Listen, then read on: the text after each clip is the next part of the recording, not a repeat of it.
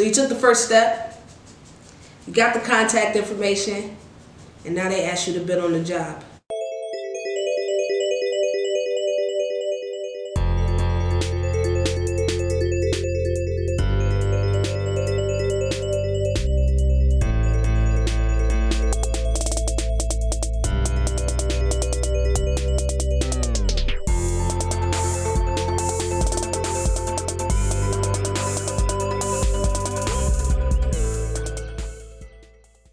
Alright guys, welcome back to Process for Profit, Service Business Simplified. I am Purry, and in today's video we're going to talk about pricing construction cleaning jobs.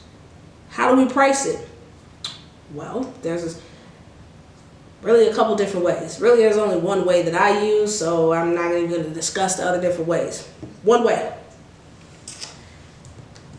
You price by the square foot. Now, I'm not going to tell you what price the square foot at because every locality is different. But what you're doing is essentially you're taking 100,000 square feet and you're breaking it down to a price. Now, that price needs to be enough to cover, in most cases, 3 phases of cleaning. So you're going to go in there 1, 2, 3 times. The third time, you're only going to touch a limited number of items. So first thing you need to do is figure out what your local area is charging per square foot. The best way to do that is the trusty Google machine.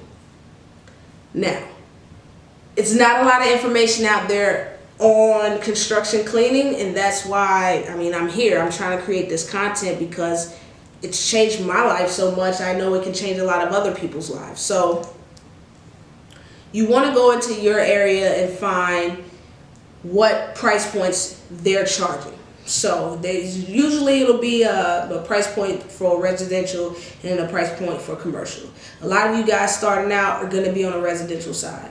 Why do I say that? Because most people aren't going to jump out of the gate and be doing new Holiday Inns and 200 plus unit apartment complexes like my company. And I didn't start that way either. I started luxury and then I moved right into commercial. It was boom, that quick.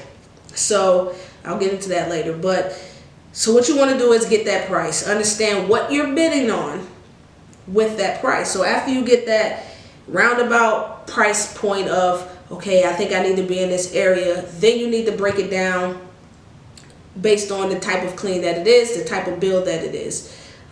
And they go in wide ranges. You know, you got your express to your commercial. So that's the type of build that it is. It doesn't matter if it's a house, it doesn't matter if it's a townhouse, it's either going to be an express build through the phases all the way up to a commercial build. So once you get that, figure out, okay, this is a townhome in a C to B type neighborhood environment. I'm not going to be able to get anywhere over this amount. You don't know, but it doesn't matter. So once you do that, you say, okay, how long is it going to take me to get this job done? Okay, it should take me about total 8 hours per thing, per clean. So that's 24 some odd hours. It shouldn't take you this long. These are just random numbers of how we put it out there. How you should come up with your numbers to price this job so that you're not winning a loser, okay? You want to lose a winner, but you don't want to win a loser. So you got all that information, you present them an offer. Now, don't worry about your offer being too high. The first offer should always be near the top of the scale, because here's why. I'm a new company on the scene. You've never worked with me. I don't even have a reputation, even have a bad reputation. So we're all working on faith right here. But if you know when you look in the mirror, you about that, and you about to come in here, you're going to clean these effing toilets, and it's going to be sparkling, and you're going to get that check, bid high. Because no matter how high you bid, if it's not in their price range, they're going to tell you. They're going to say, ah, man, I don't got that. I got this. And they'll give you the number. So automatically, like, boom, okay, I have a number for this type of contractor building these type of homes in this specific area. You already got the number now. So what do? You take that number, And then you go back to, okay, they said they need 3 phases of cleaning at this number. Man, I'm only gonna make this much. At that point, you at least know what you're gonna make, where you can cut costs and save money, but you want to win the job. You gotta win your first job. If you never win your first job, then you don't know if this is something that you want to do and that you're gonna be good at it, that you can freaking like it. So win that job.